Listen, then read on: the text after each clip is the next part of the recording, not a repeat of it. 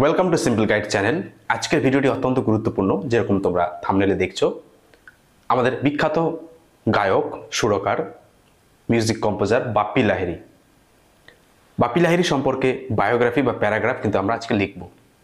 এবং এই প্যারাগ্রাফটি বায়োগ্রাফি আকারে যদি না আসে পরীক্ষায়, আনসিন প্যাসেজ আকারেও যদি আসে, সেক্ষেত্রে তোমাদের আনসিন নলেজ অর্থাৎ বাপ্পি লাহিড়ী সম্পর্কে আনসিন নলেজ গ্যাদার করতেও কিন্তু এই প্যারাগ্রাফটি হেল্পফুল হবে। তো এবারের মাধ্যমিক পরীক্ষার্থী বিশেষ করে, এছাড়াও বিদ্যালয়ের অন্যান্য ক্লাসের যারা শিক্ষার্থী রয়েছে, সবার জন্য কিন্তু অত্যন্ত গুরুত্বপূর্ণ হতে পারে এই ভিডিওটি। তো দেখো, কথা না বাড়িয়ে চলে যাই স্ক্রিনে। আর এখানে যে পিডিএফটি নিয়ে আমি আলোচনা করবো, সেই পিডিএফটি তোমরা যদি ডাউনলোড করতে চাও, ভিডিও ডেসক্রিপশনে যাবে, সেখানে ডাউনলোড করে নেবে। ভিডিওর মধ্যে একটি জায়গায় পাসওয়ার্ড বলে দেওয়া থাকবে, সেই পাসওয়ার্ড প্রেস করলে তবে পিডিএফটি ওপেন হবে। তো এবারের জন্য 2025-এর মাধ্যমিক তথা অন্যান্য বছরের জন্য কিন্তু এটি গুরুত্বপূর্ণ হতে পারে বায়োগ্রাফি। কারণ আমরা জানি বাপ্পি লাহিড়ী ফেমাস একজন মিউজিক ডিরেক্টর, কম্পোজার। তো চলে যাই স্ক্রিনে।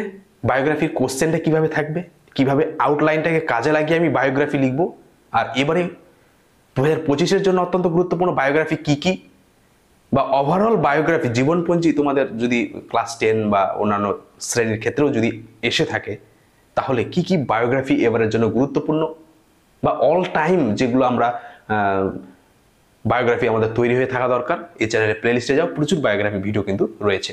এছাড়াও বায়োগ্রাফি তুমি টেন্সের জ্ঞান কাজে লাগিয়ে লিখতে পারো না, বায়োগ্রাফি যে কোনো বায়োগ্রাফি পয়েন্ট থেকে কীভাবে ডেভেলপ করে বায়োগ্রাফি লিখবে সেটি নিয়ে কিন্তু বায়োগ্রাফি রাইটিংয়ের একটি ফরম্যাটও দিয়ে দেওয়া রয়েছে মিডিওকার স্টুডেন্টসদের জন্য। তো ভিডিওটা শুরু থেকে শেষ পর্যন্ত দেখো আমরা কোশ্চেনটি দেখতে পাচ্ছি, write a biography with the help of the following points. Name Alokesh Aparesh Lahiri, popularly known as Bappi Lahiri or Bappi Da.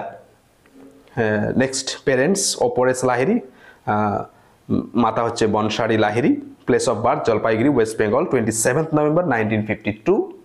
Education চেলতা boys school, career singer, music composer, tabla player, pioneer of disco beats in India. His refreshing, vibrant, anchor-rhythmic music on which the national dance for decades. তার career অর্থাৎ তার পেশা কি, হ্যাঁ, সঙ্গীতজ্ঞ, গায়ক, তবলা player এবং disco জনরার যে সং, সেগুলোর কিন্তু তিনি পাইনিয়ার, অগ্রণী একজন লোক।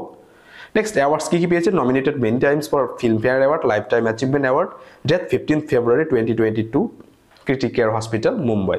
তো এইভাবে আমরা দেখলাম বাপ্পি লাহিড়ী সম্পর্কে আউটলাইন দিয়ে দেওয়া রয়েছে। দেখো, আমরা এই আউটলাইনটাকে ডেভেলপ করে কিভাবে বাপ্পি লাহিড়ী সম্পর্কে বায়োগ্রাফিটি লিখছি।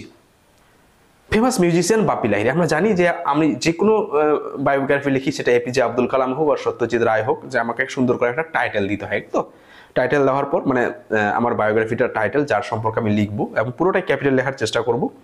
তারপর আমি দিচ্ছি, দেখো, Alokesh Aparesh Lahiri, popularly known as Bappi Lahiri, was an Indian singer, composer and record producer.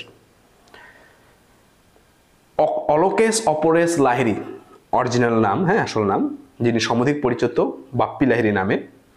তিনি হলেন একজন ইন্ডিয়ান সিঙ্গার, ভারতীয় গায়ক, সঙ্গীতজ্ঞ এবং রেকর্ড প্রডিউসার, অর্থাৎ তিনি রেকর্ড করান তার আন্ডারে। He was born in Jalpaiguri, West Bengal on 27th November in 1952, অর্থাৎ 1952 সালের 27শে নভেম্বর পশ্চিমবঙ্গের জলপাইগুড়ি জেলায় তিনি জন্মগ্রহণ করেন। His parents, Opores Lahiri and Bansari Lahiri, both were Bengali singers and musicians in classical music and Shama Sangit. এবং তার পিতামাতা অপরেশ লাহিড়ী এবং বানসুরি লাহিড়ী, তারা কি ছিলেন?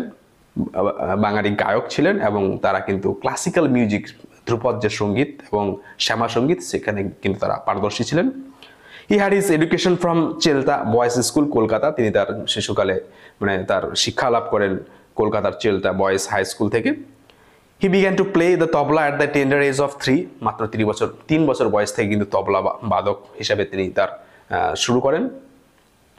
আর দেখো, এখানে যে পয়েন্টগুলো রয়েছে, সেই পয়েন্টগুলো ছোট ছোট সেন্টেন্সে কিভাবে আমরা দেব, এবারে বলে রাখি, এখানে যে পয়েন্ট বা আউটলাইন কোশ্চেন বা পরীক্ষায় দেওয়া থাকবে, সেগুলো যাতে অবশ্যই টাচ হয়, সেগুলো টাচ করে তুমি লিখবে, ঠিক আছে? এবার এক্সট্রা তুমি 2-4টা তথ্য দিতেও পারো, অসুবিধা নেই, কিন্তু যে পয়েন্ট বা আউটলাইনগুলো অলরেডি কোশ্চেনের মধ্যে দেওয়া আছে, সেগুলো কিন্তু বাদ দেওয়া যাবে না, সেগুলোকে তোমাকে টাচ অবশ্যই করতে হবে। He is widely known as the disco king in India.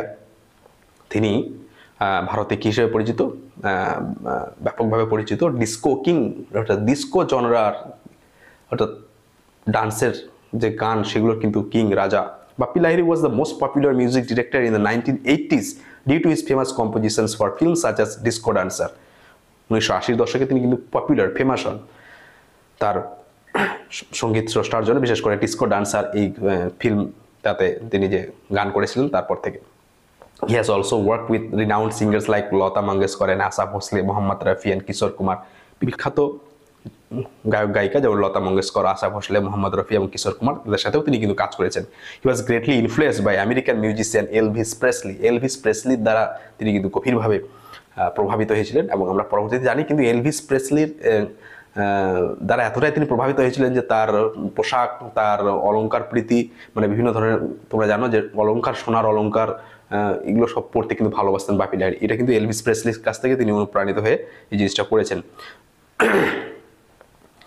Next, he is the perfect blend of east and West, অর্থাৎ আমাদের যে প্রাচ্য এবং পাশ্চাত্য এই দুটি যে মিউজিক জনরা, সেই দুটি জনরা তিনি একদম পারফেক্ট একটা মিশ্রণ, অর্থাৎ তিনি ভারতীয় সঙ্গীতকে পশ্চিমী একটা সুর দিয়ে পশ্চিমীর আদব কায়দার একটা মেলবন্ধন করে উপস্থাপিত করেছেন এবং ভারতীয় সঙ্গীতকে অনেক উচ্চ স্থানে নিয়ে গেছেন। He was nominated many times for Filmfare award, বিভিন্নবার তিনি ফিল্মফেয়ার অ্যাওয়ার্ডের জন্য মনোনীত হন। He won lifetime achievement award 2018, golden lotus award 1997, সঙ্গীত সম্রাট অ্যাওয়ার্ড এটসেট্রা, এগুলো পুরস্কার তিনি কিন্তু পান। কোনটা কোন সালে দেওয়া রয়েছে?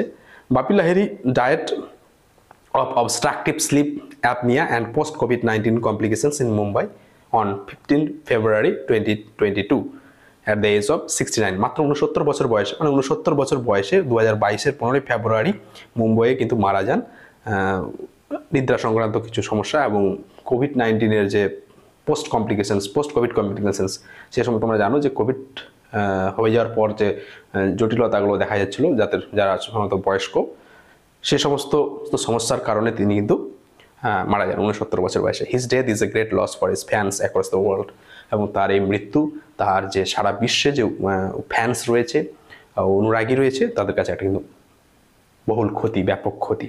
তো এইভাবে দেখলাম আমরা অলোকেশ অপরেশ লাহিড়ী, বাপ্পি লাহিড়ী, তার জীবনী যদি আসে পরীক্ষায়, সেটি কিন্তু আমরা সহজেইভাবে সুন্দর করে লিখে নেব। অবশ্যই শুধুমাত্র বায়োগ্রাফির জন্য না, আমি বারবার বলছি এটি এমনভাবে তৈরি করে রাখো যে এখান থেকে তুমি আনসিন প্যাসেজ আকারেও যদি তুলে দেওয়া থাকে সেটাও তুমি যাতে সলভ করতে পারো। ঠিক আছে, নিচে দেখো গুরুত্বপূর্ণ ওয়ার্ডস অর্থাৎ মানেগুলো দেওয়া রয়েছে। হ্যাঁ, তো ভিডিওটি ভালো লাগলে অবশ্যই একটা লাইক করো, চ্যানেলটি সাবস্ক্রাইব করে আমাদের সাথে থাকো, আর সময় পেলে অবশ্যই চ্যানেলের প্লেলিস্ট একবার ভিজিট করো, সেখানে টেক্সট রিডিং, গ্রামার এবং রাইটিং স্কিল নিয়ে প্রচুর ভিডিও কিন্তু দেওয়া রয়েছে। তো ভিডিওটি দেখার জন্য অসংখ্য ধন্যবাদ। চ্যানেলটি সাবস্ক্রাইব করে পাশে থাকা বেল বাটনটি প্রেস করে আমাদের সাথে থাকো। ধন্যবাদ।